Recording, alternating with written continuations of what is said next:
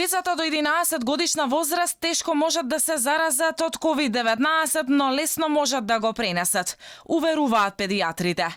Доктор Мими Кимовска-Христов вели дека моментално најзагрижувачко прашање е какви последици ќе донесе носењето заштитна маска за време на училишна настава, но и во секојдневието кај децата до 10 годишна возраст. Ако тоа дете 5-6 часа по 30 минути во училиште носи маска, носи во автобусот маска и се враќа назад во автобусите со маска. Рачунете дека 5 часа е со маска и до дома оди повторно со маска. Колку е тој период долг со маска, детето со маска? Навистина се пореметува, значи некој физиолошки процес на размена на гасовите.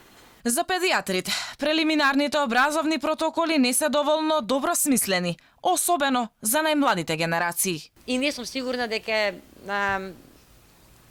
доволно добар, да речам, ке помалите деца или корисен, затоа што тоа дете нема да знае кога треба да извади, а кога да стави маската.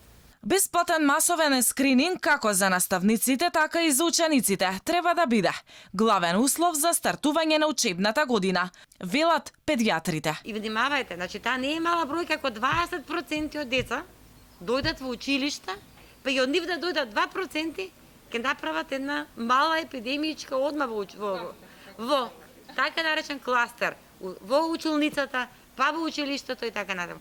Да не дојдеме во ситуација да брзо ги затвараме училиштата. Меѓу прашањата кои остануваат неодговорени е како ќе им се надокнади наставата на децата доколку неколку пати во текот на учебната година мора да одат во карантин, особено како ќе продолжат со школување оние кои би се лекувале од COVID-19.